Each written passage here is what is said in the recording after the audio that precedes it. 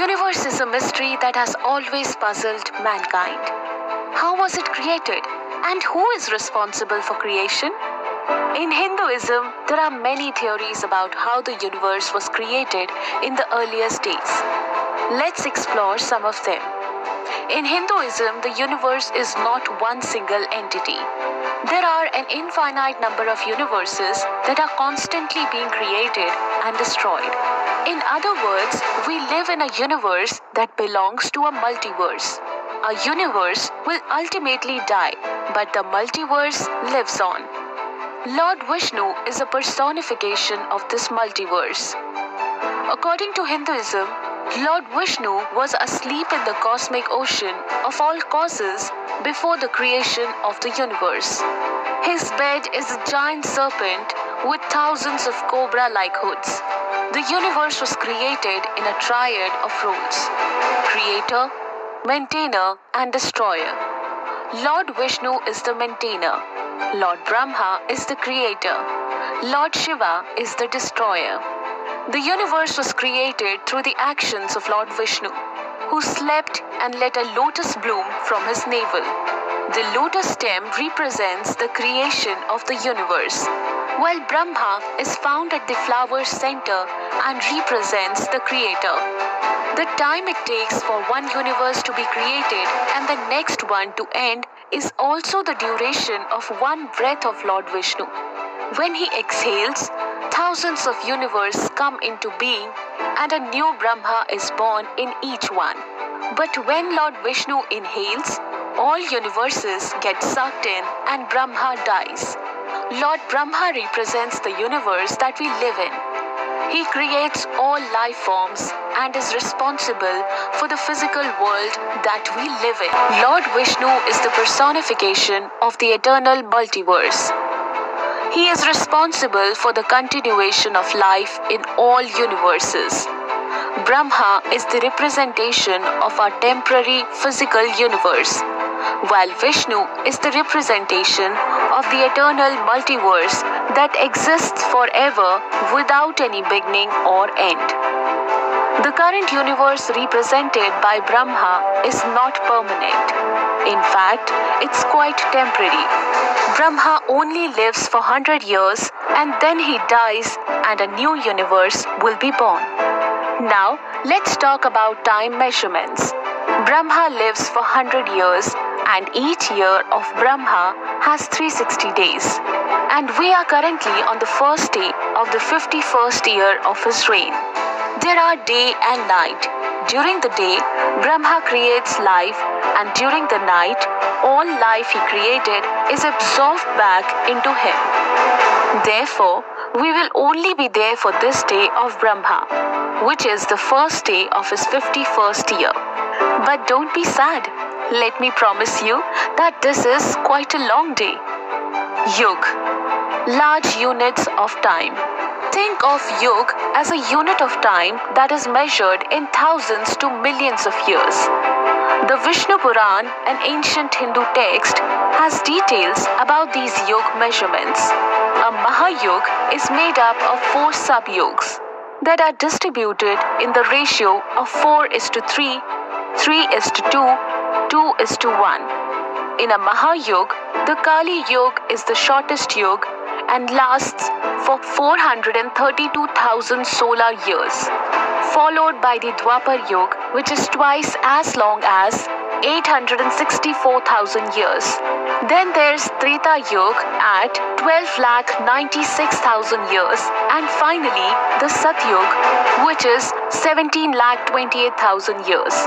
So in all, a Mahayug on Earth lasts for 4.32 million years. Manvantar. The next major unit of time after a Mahayug in ancient Indian text is called Manvantar. At the beginning of a Manvantar, new life forms are created, and at the end of it, those life forms are destroyed. This is how the cycle of life goes on in the ancient Indian texts. One Manvantar is said to last for 71 Mahayug, or 71 multiplied by 4.32 million years. This works out to be around 306.72 million years in total. According to these ancient texts, all life on Earth will eventually be destroyed after 306.72 million years of evolution. Interestingly, around 252 million years ago, the Earth experienced its largest mass extinction event. Most species on Earth were killed, including nearly 90% to 96% of all insects. This was also the only mass extinction period of insects on Earth. After each mass extinction of life forms, there is a period of recovery called Sandhikal. This period lasts for one Satyug or 1.728 million years. According to the latest estimates from modern science, it is believed that it took around 10 million years for life on Earth to recover after the Permian-Triassic extinction event. As you can see, it took our planet 10 million years to get back to its feet after suffering the greatest mass extinction in history. Kalp, Day of the Brahma or Universe. The universe has a day too. Just like our day on Earth is called Kalp, the time period for one Kalp is said to be equivalent to 14 Manvantars and the Sandhikal. So, there are 14 Manvantars and 15 Sandhikals in a Kalp. During the Sandhikal before the first Manvantar, no life has evolved yet.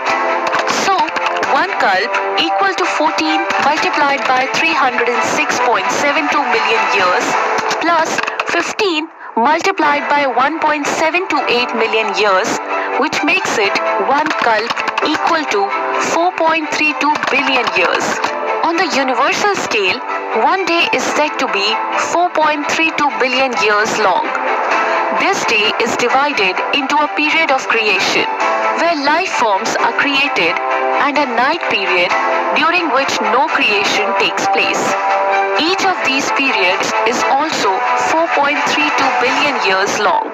In other words, one day of Lord Brhma on the universal scale is 8.64 billion years long. It's interesting to note that, according to modern scientific discoveries, the oldest life form on the Earth is 4.28 billion years old. Mahakalp. Kalp, a unit at universal scale, is further extended with days and years similar on Earth, so that a month at the universal scale is 30 Kalp, that is 30 universal days. And a year at the universal scale is 12 such universal months. This enables life forms to rise and fall in accordance with the karma they have earned. On the universal scale, 100 years are defined as the lifespan of a universe. This is called a Mahakalp. A universe is said to end at the end of its 100 years of age.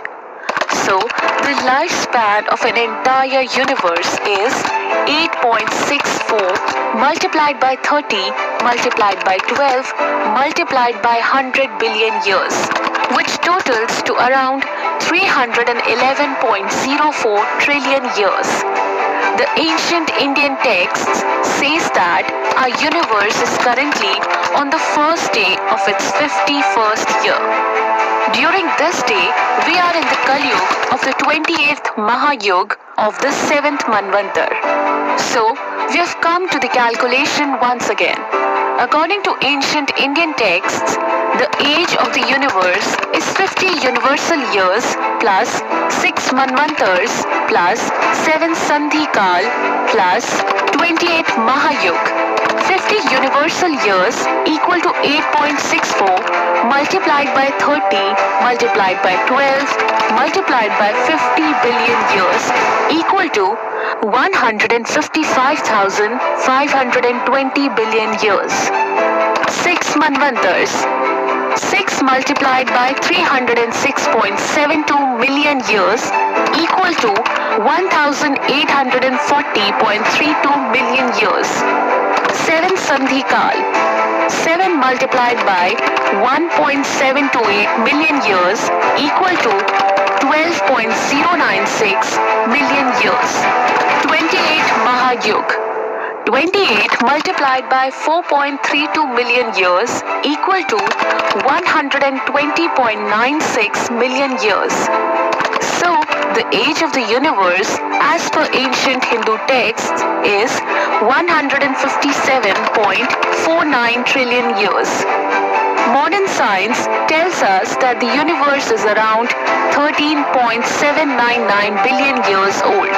However, ancient Indian texts predict a much longer timeline. Ancient Indian texts says that the age of the universe is around 311 trillion years. This video is only an attempt to appreciate the great scale of time on which ancient Indians were working. We do not come across any other ancient civilizations that talk in terms of billions or trillions of years of calculations with specific names given to such large periods of time. Like the famous American cosmologist Carl Sagan said in his book Cosmos, the Hindu religion is the only one of the world's great faiths dedicated to the idea that the cosmos itself undergoes an immense, indeed an infinite, number of deaths and rebirths. It is the only religion in which the time scales correspond to those of modern scientific cosmology. Its cycles run from our ordinary day and night to a day and night of Brahma, 8.64 billion years long, longer than the age of the earth or the sun and about half the time since the Big Bang.